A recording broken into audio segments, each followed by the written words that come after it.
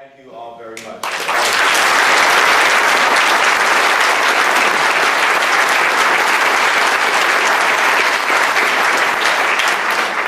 Throughout the month of April, I've been on the Human Rights Campaign's what we call Equality Trek. I've been going from coast to coast, visiting cities all over, from big metropolitan cities to small college towns, from the plains of the Midwest to the Rocky Mountains. As a matter of fact, earlier this week, we braved a hailstorm in Denver to speak there.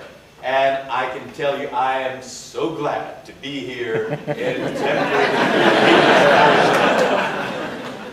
But I love Arizona for a lot more other reasons. I have a second home here, my partner and I, and we pass through Phoenix all the time. As a matter of fact, my partner, Brad Altman, was born here in Phoenix, Arizona. And I'd like to introduce him to you. We've been together for 19 years.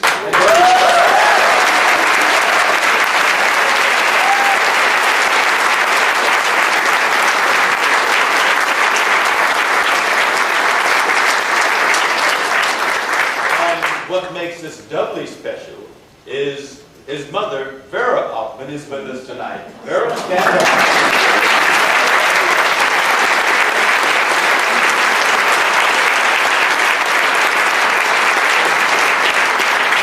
And joining her is her partner, Glenda Morris.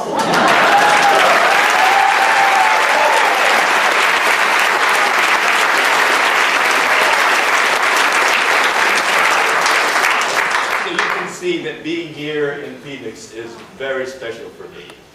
You know, on Star Trek, when we traveled from one place to another, we had this amazing sci-fi device called the transporter that put some energy through us, and we sparkled and beamed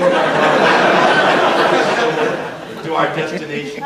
Then we sparkled again, and we reappeared. Well, tonight, with no help from any sci-fi device, I am sparkling and beaming.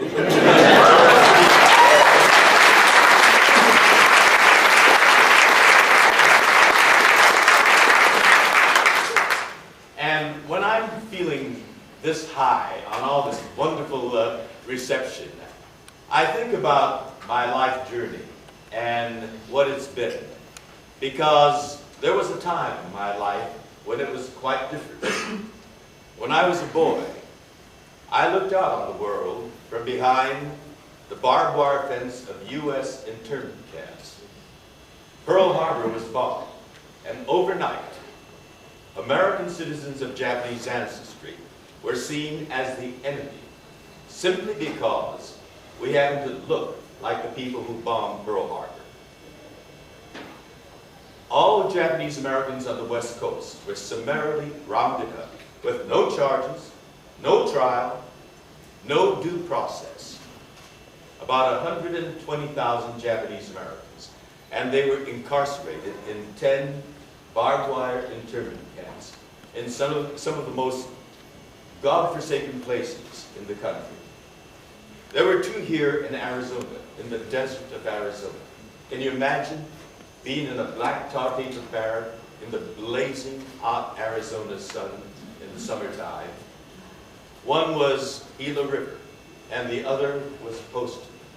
There were two in California, in two of the most desolate places in California.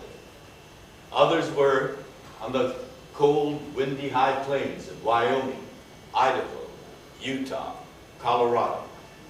And there were two in the hot, sultry swamps of southern Arkansas. I was a child too young to understand what was going on at that time, but I will never be able to forget that scary day when U.S. soldiers with bayoneted guns came to our Los Angeles home to order us out. We were taken to the horse stables of a nearby racetrack. For those of you who know Los Angeles, Santa Anita Racetrack. And we were housed there for a few months while the camps were being built. And when construction was completed, we were put on a train and transported 2/3 of the way across the country to the swamps of Arkansas. I still remember those barbed wire fences. There were tall sentry towers with machine guns pointed at us. I remember the searchlight that followed us when we made the night runs to the latrine. The remarkable thing is that children are amazingly adaptable. What will be abnormal in normal times became my normality. It became normal for me to line up 3 times a day and eat in a noisy mess hall. It became normal for me to go with my father to bathe in a communal shower.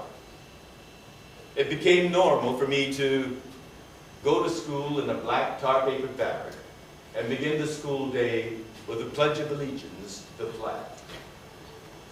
I could see the barbed wire fence and the sentry towers right outside my schoolhouse window as I recited the words, "with liberty and justice for all." Those awful days, thankfully, are now long gone for Japanese Americans. But I still see an invisible, legalistic barbed wire fence that keeps me, my partner, and another group of Americans from a normal life. It's normal for 2 people who love each other, who take responsibility for each other, who care for each other, to be able to be married. It's normal for committed couples to be able to share in their property, insurance, and pension benefits. It's normal for men and women willing to serve their nation in the military to be able to serve without their private lives becoming an issue. What is abnormal is that gay, lesbian, bisexual, and transgender Americans cannot. What is outrageous is that there are people who would write this abnormality into the Constitution of the United States, and here in Arizona, into your state constitution. And I consider that these acts an egregious desecration of the Constitution.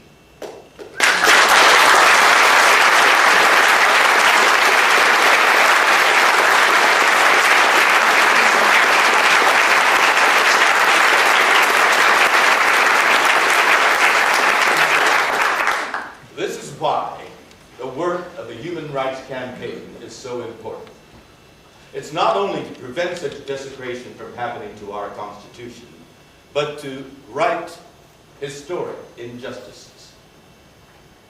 It is a campaign in the classic American tradition to expand justice and equality to all Americans, including gays, lesbians, bisexual, and transgender. It is a campaign to make the ideals of this country truer and stronger. Some people may see this as a daunting effort, but I'd like to see this campaign in the larger historic context of America. And this nation has many amazing historic events. The very founding of this nation on those shining ideals of justice and equality was an amazing achievement in human history. Yet, the founding fathers, the great men who articulated those ideals, kept other human beings as slaves.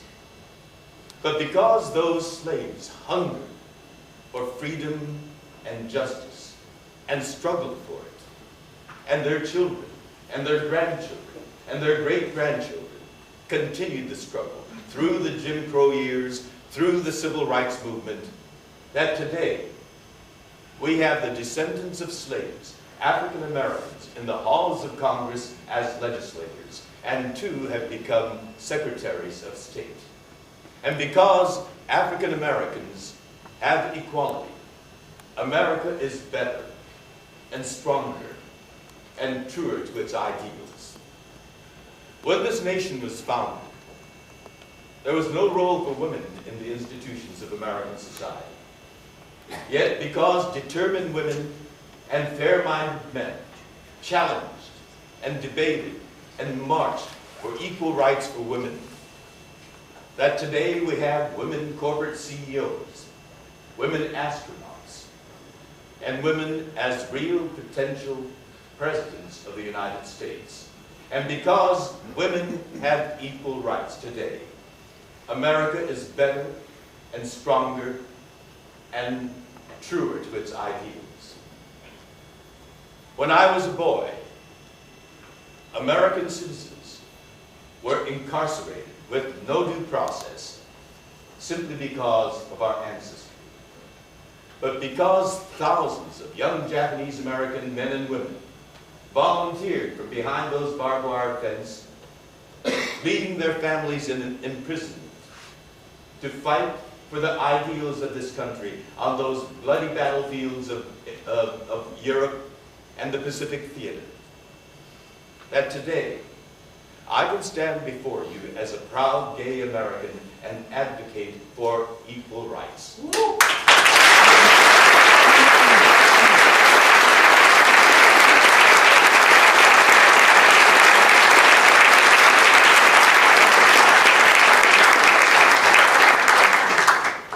And because Japanese Americans have equality, America is better, it's stronger, and it's truer to its ideals. Our democracy is a continuing and dynamic work in progress.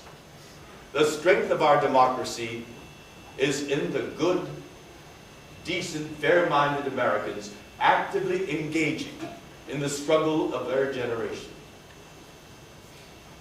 African Americans struggled through many, many generations and made America better. Those who struggled for women's rights struggled for many, many generations and made America a better nation. Japanese Americans struggled for just one generation. And now there's equality, and we are fully contributing to making this nation better and stronger and truer. We have a great challenge before us. This is the great challenge of our generation. Equality for gays, lesbians, bisexual, and transgender. And I know we can rise to this challenge because of the great history of America. We have done amazing things. And we will do amazing things in our generation, facing the challenge of this generation. And as a proud member of the Human Rights Campaign, I join with all good, fair-minded, and decent Americans, and together we will boldly go where America has never gone.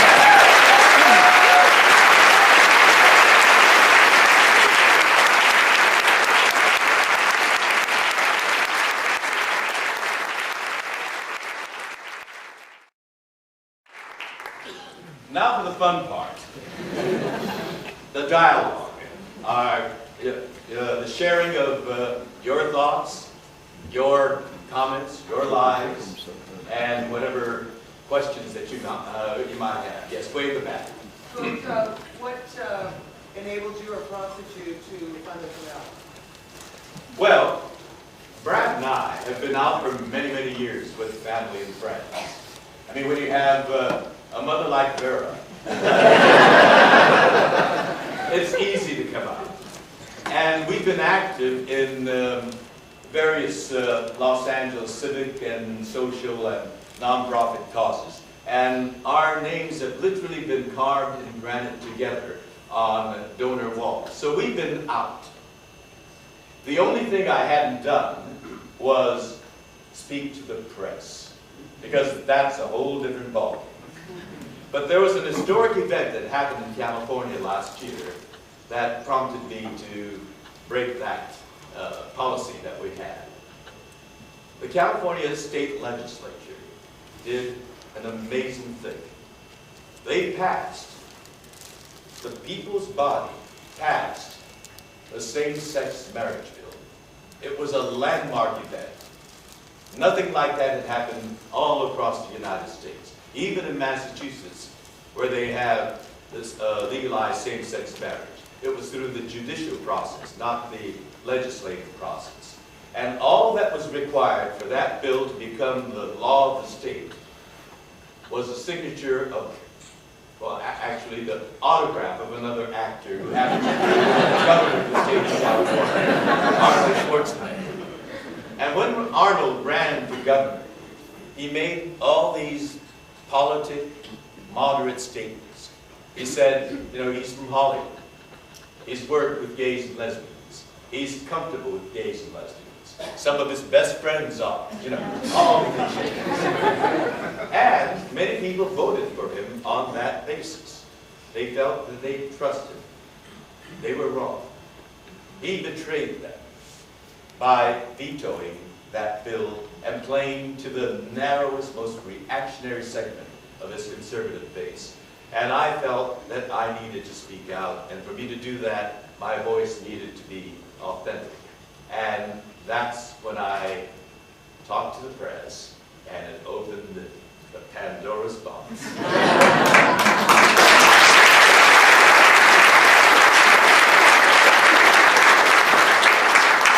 I really admire what you're doing in the Human Rights Campaign, but my main question is, when are you going to be back on the Howard Stern show?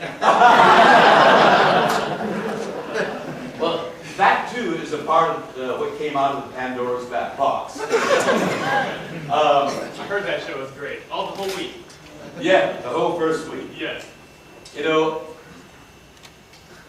let me give you some background on my relationship with Howard Stern.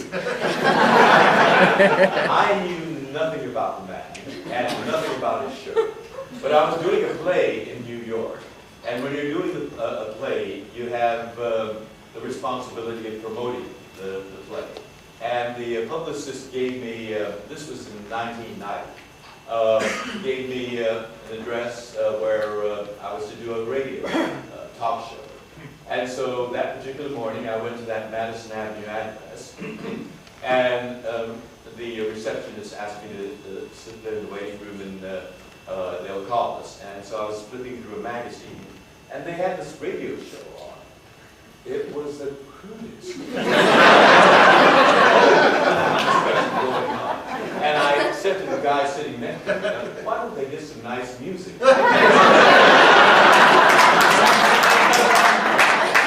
And he told me, that's the show we're waiting to go on. That was my first indicator. Then they took me, and they were ready, and they took me into the studio, and I sat down, and here's this wild-haired guy.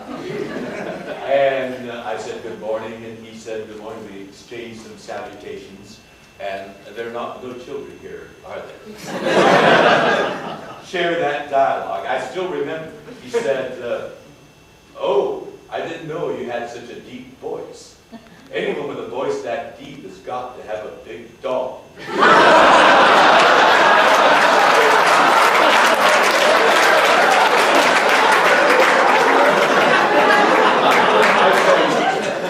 Are we on the air? That was my introduction to him. But I know how to verbally fence, and so we had a nice conversation. It wasn't a comfortable conversation. And I got the title of our play out many, many times in that conversation. And I came, after the show was over, I told the publicist, you know, that's it. I'm not going to do that man's show again. You know. Well, a few years after that, my autobiography was published. And again, you have emotional responsibility. I was in New York at the publisher's office, and the publicist gave me this list of things that she wanted me to do while I was in New York. And there were some that I couldn't do because there were conflicts, so I crossed them out. And when I came across the Howard Stern show, I crossed that out too. She saw that, and she said, oh, George, you've got to do it. If you have a conflict, you know, cancel that and do the Howard Stern show. And I said, you know, I've done that show before. I know what that's like, and I don't think his readership can even read. She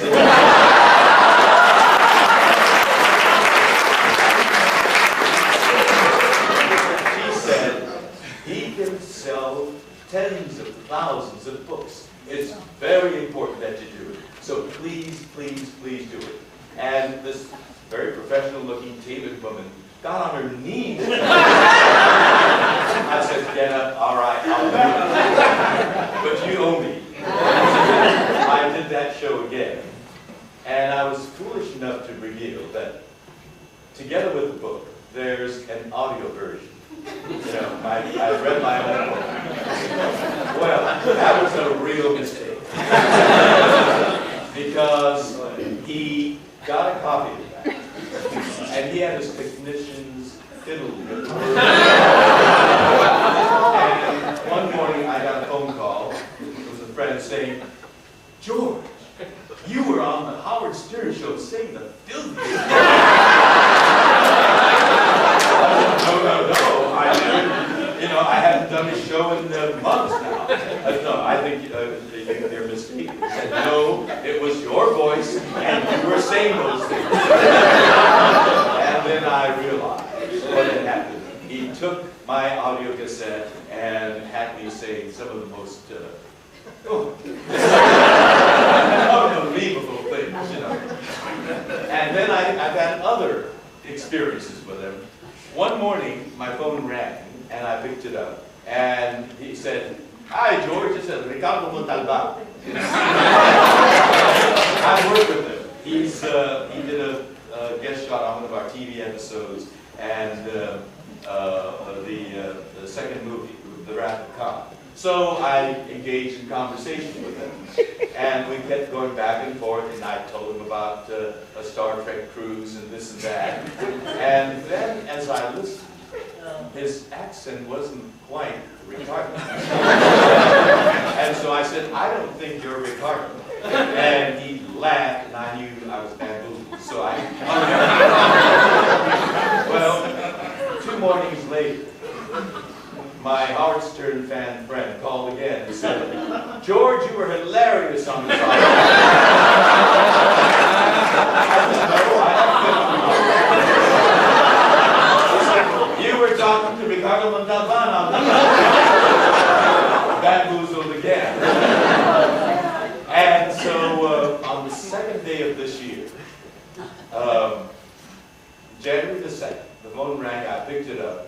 And the guy on the other end said, this is Gary Delabate, I'm the producer of the Howard Stern show. And I burst out laughing. I thought it was another poster, you know. And he said, no, don't hang up. I'm for real. I am the producer of the Howard Stern show. And you're not being recorded. And I said, well, all right, I'll listen to you. What do you have to say? And he said, would you consider being the announcer for Howard Stern on the Sirius network? It's he's moving to satellite radio. And I said,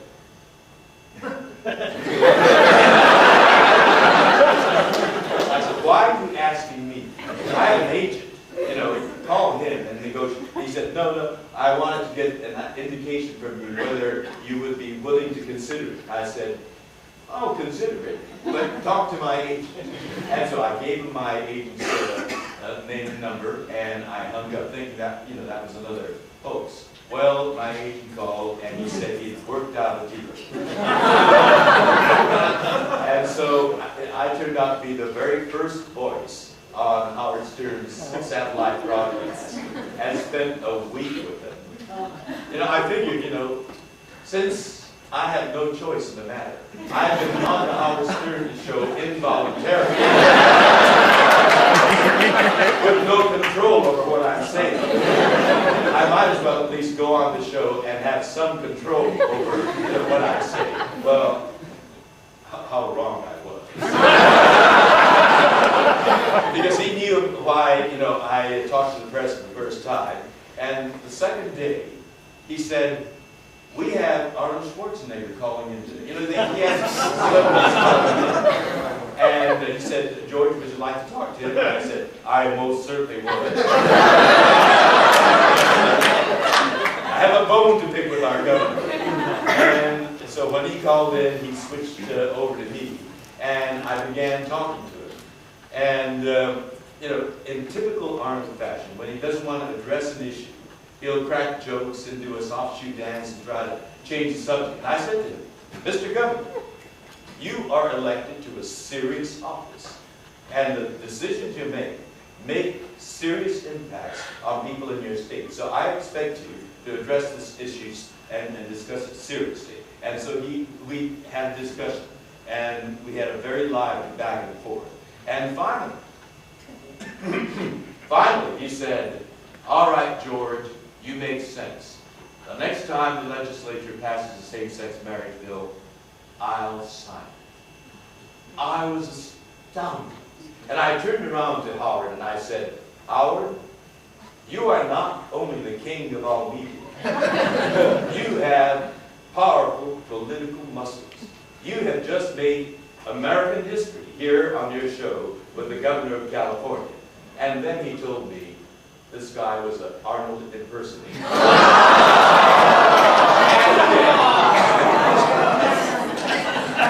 But that discussion prompted a lot of emails from the Howard Stern listeners. And many of those emails identify themselves as, I'm a straight, male, married, suburban Republican from Oklahoma or Nebraska or North Carolina. And they said, based on that discussion I had with that fake Arnold, if our legislature should pass that kind of bill, I will support it. That was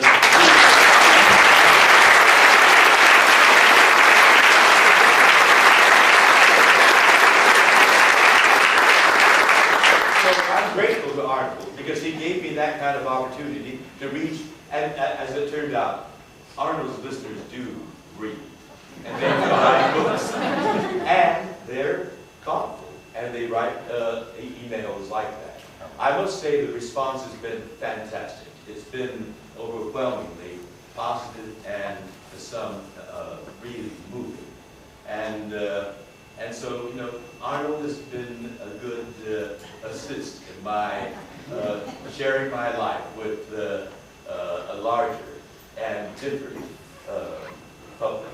And I think that's what we have to do. We can't just talk to ourselves.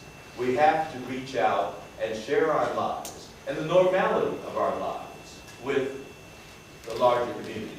You know, because we've been stereotyped. You know, one-dimensional cartoons. And when a group of people are stereotyped, it's easier to discriminate because they see that stereotype.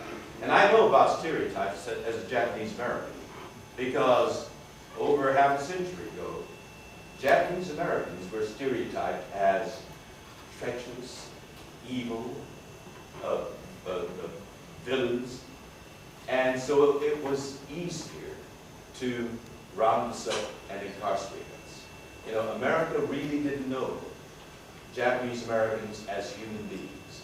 And that's what we need to do with the stereotype that the GLBT community has been saddled with. By sharing our lives, by talking about our lives, we get understanding. And out of that understanding, we flesh out who we are. You know, we become fully rounded. And we are everybody. We're students, we're corporate CEOs, we're teachers, we're professional athletes, we're actors, we're everything. And we live very normal lives, like the larger community, with one difference, or two or three differences. But, you know, that exists throughout. It's the diversity of America that makes this country as strong and as vibrant and as successful as it is, bringing that diversity together. And that's what this human rights campaign is all about. Yes, sir. How does your colleagues responded to your work with the HRC, specifically from the show and the movies Star Trek? How have they responded? And also, my second question is, were you all reunited again for the funeral for James Moon?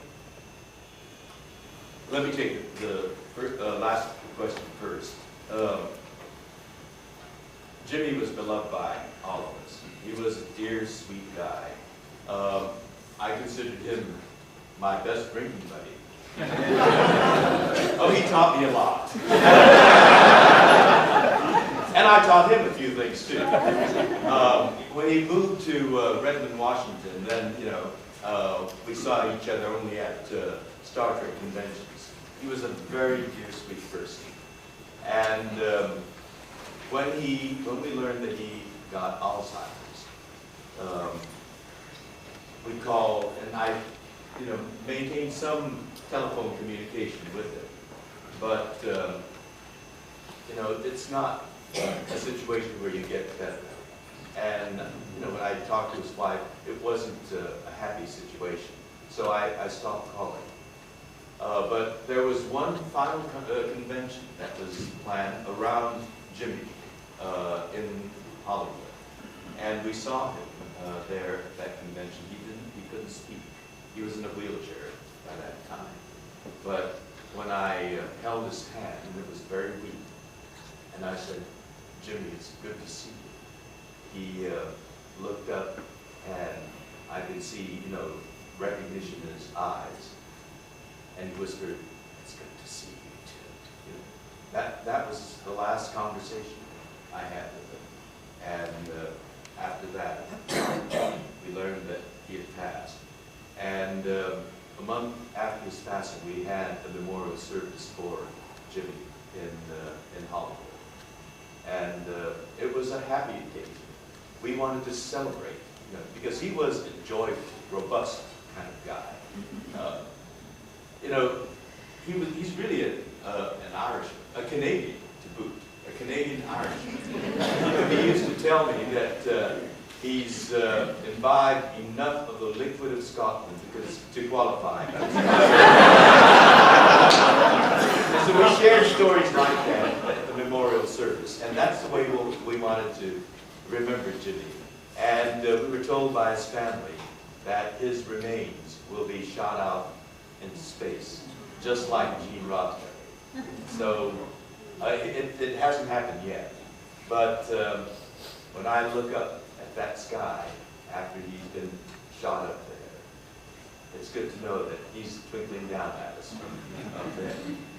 And about my Star Trek colleagues, when I was first cast,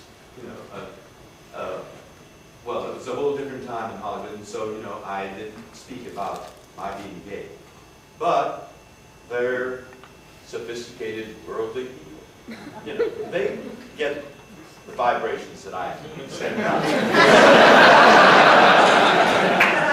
And the first time that I got the idea that Walter knew was when we had a very good-looking extra wearing the tight Starfleet uniform.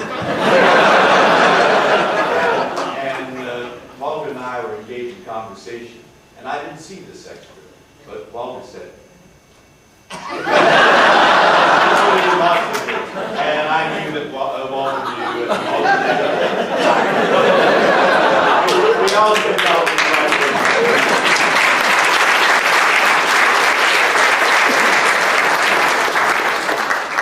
the and so, we had this common unspoken understanding. And Brad and I have had Walter and his wife over for dinner, and we've been over at their place. The same thing with Nichelle and Jimmy when he was still living in LA. And so, without coming out to them, I've been out with them. Without using the words, we shared a good friendship. We, Brad and I, shared a good friendship with my colleagues. Since I've been talking to the press, I've talked with Walter and Nichelle but they really haven't commented on it. They think, you know, okay, George is doing his thing. It's part of what George, because I've been campaigning for, you know, political candidates and other issues, and so George is doing his thing. And so they've not really made any specific comment about the human rights campaign that I'm doing, but they know that it's in character. Yes? Going back to the internment, that must have been, for the community, must have been, the Japanese community must have been... Japanese American. We were American citizens in right. U.S. internment camps. You know, so often in the press I see reference to it as Japanese internment camps. They were not. We were captured by our own government and incarcerated in our own country. We weren't captured by Japan. We were captured by the United States. I stand corrected. Thank you. I don't know, there must have been a deep sense of betrayal, and I wonder how that's reverberated and continues, if it does, to reverberate within the Japanese American community. Is it discussed? Is it simply put aside? How does it continue to be dealt with as it transfers, as the memories and the stories transfer from generation to generation? It's a very complex and layered history. People reacted to it in many, many different ways. There were people that felt truly, deeply betrayed. And their attitude was, well, if you're going to treat us like the enemy, by gum, we'll show you what kind of enemy you have to contend with. And they became radical. They were patriotic Americans made radical by the treatment that we got from the government. In fact, one of the most articulate and outspoken leaders of the radical group was a veteran of the First World War. He had fought for this country, and he felt truly betrayed. But there was another group that are equally to me. I mean, I'm so grateful I was as young as I was, because I don't know how I would have reacted to it at that time, if I were in my late teens or 20s. But there's another group of young Japanese American women, as I said, who volunteered from incarceration to fight for this country. They felt that, you know, in fact, well, I could tell you a lot of other stories, but they felt that when they were growing up, and like me, they were pledging allegiance to the flag, and that they really seriously meant it. And this government didn't believe that. And by gum, they were going out to show them, you know, what kind of American they are. And they fought with the most extraordinary valor, particularly in Europe. The 442nd Regimental Combat Team was an all Japanese American unit. And they became the most decorated unit of its size to emerge from this, the Second World War. To describe some of the battles that they fought. In April of 1944, the Allied advance was stalemated, halted at the Gothic Line. Now, what the Gothic Line was a mountain fortress embedded with some of the toughest Nazi SS troops. And 3 battalions had been pounding away at it, and they were stalemated. And the 442nd was called in to create a diversionary attack. Well, rather than the 442nd came up with an incredible plan of attack. The backside of that mountain was a sheer cliff, a drop of about 400 feet. They decided they were going to scale that sheer cliff. And so with nightfall, in full combat gear, they started to scale that sheer cliff. In the dark, some of the men lost their footing or their handhold, and they fell to their death in the ravines below. They all fell silently. Not a single man cried out so as not to give away their position. At dawn, at first break of light, they attacked. They took the hill and broke the Gothic line in 34 minutes. A 6-month stalemate was broken in 34 minutes. Amazing story. And there are many, many amazing stories like that. And when the 442nd returned to the United States, they were greeted on the White House lawn by President Harry Truman, who said to them, "You fought not only the enemy, but prejudice, and you won." And I owe so much to these incredible, amazing, almost, crazy men whose valor and the heroism that they demonstrated made it possible for me to be able to move in this American society as I do. I owe them so much. And in the year 2000, I received a very special invitation from the White House to witness the granting of 23 Medals of Honor, the highest military recognition that the nation can grant. 19 of them were for Japanese American veterans of the Second World War in the year 2000.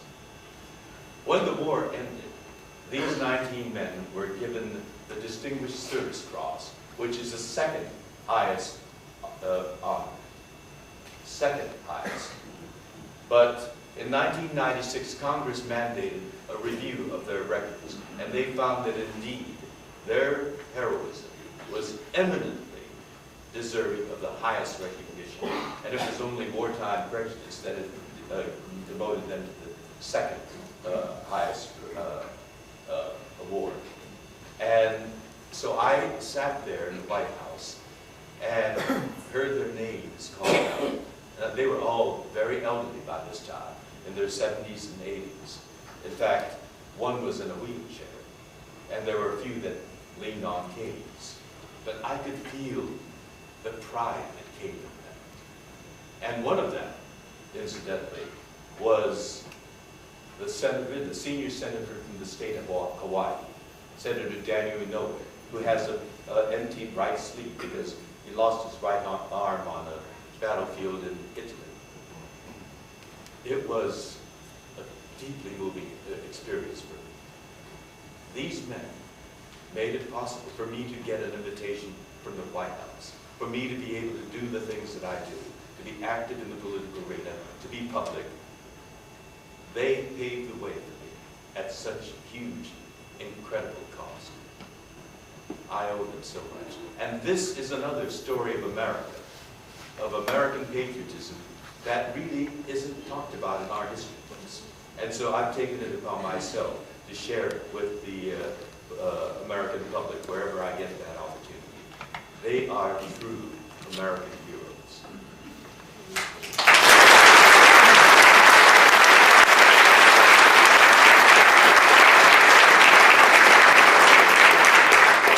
Takei, I got your autobiography, the very famous one. The audio one. And it came out in 1994. If everybody doesn't know, it's called To the Stars, and it's really hard to find now. I'm wondering, are you planning an updated version now that you've come out, so that way everybody else can know? Are you planning an updated version of your audio? Thank you for the plug. And thank you for that question, because yes, I am planning a second autobiography. I've lived, that, as you say, it came out in 1994. I stopped the story in 1991. And so I've lived a lot of material since then. But also, I left some very obvious gaps in To the Stars.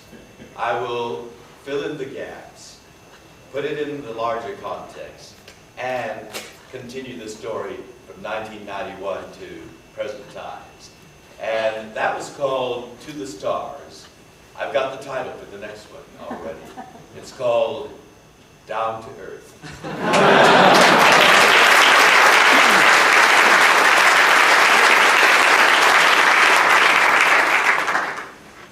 Yes, in the, what is it, blue? Are you going to get Howard Stern to narrate?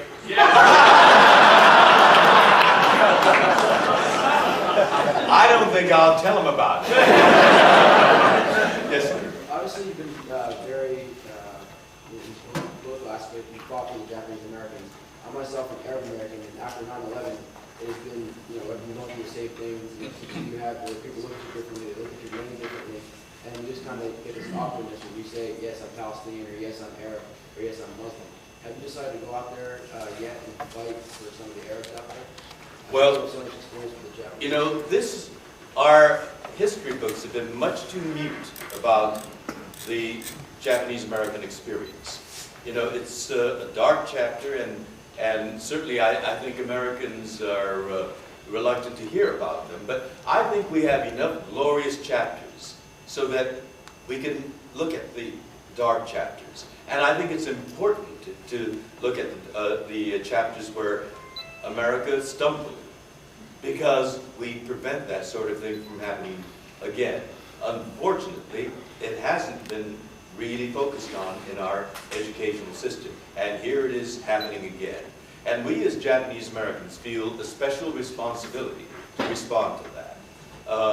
At that time, I was serving as the chairman of the board of the Japanese American National Museum. Museum we have in Los Angeles, but it's a national museum, and we send our exhibits all over. And we immediately called a candlelight vigil on our plaza, and we marched through downtown Los Angeles, and we had speakers from the Arab American community as well as the Japanese American community to speak. This was about a week after September 11th.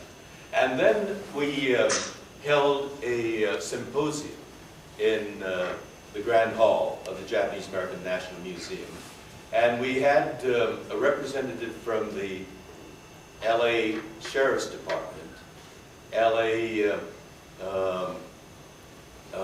not the police department, but the executive director of the Human Relations Commission, a leader of the Arab American community, somebody from the FBI, and a Japanese American, older Japanese American, who was incarcerated. And this was broadcast on our local NPR station. So it wasn't just the people gathered at the museum, but broadcast throughout Southern California. And then the first Board of Trustees meeting that we had, we scheduled it for Detroit, because that is the largest concentration of the Arab American community in the United States.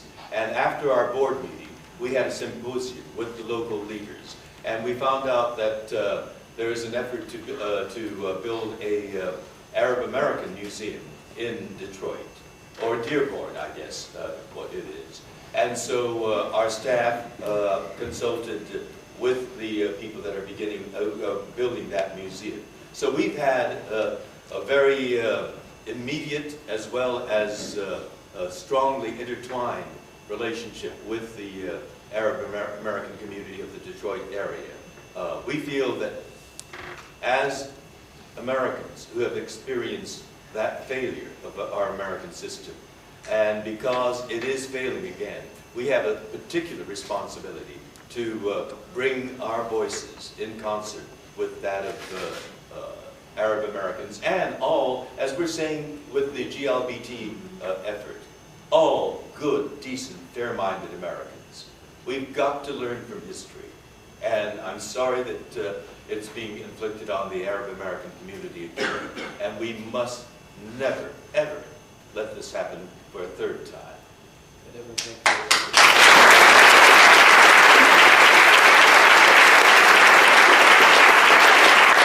You're the first woman who asked a question.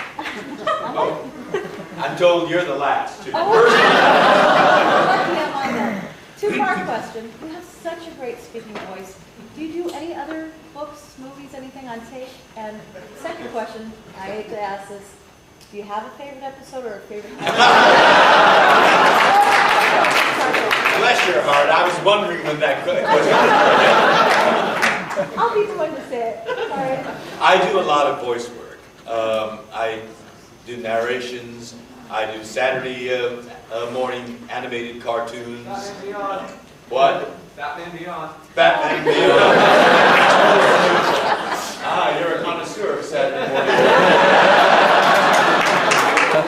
And next month, I narrate an 8-part NPR documentary called Crossing East, an epic story of the Asian Americans. You know, we say American pioneers went west. Go west, young man.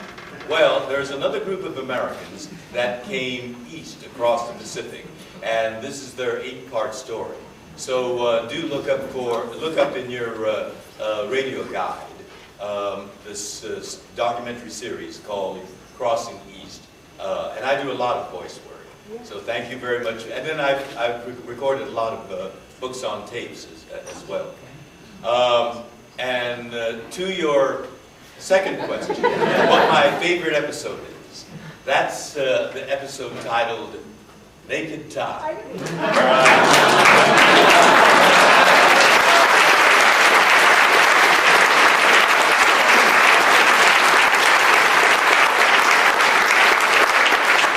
you all very much. It's been a fantastic evening. You're doing great work, and I'm here to applaud you and encourage you all to do what you're doing so well and so energetically, because you have some important challenges, and particularly in November. But the important thing is to prepare for November now. And Arizona Together and Arizona Human Rights Fund is doing a fantastic job. So I urge you all to work together.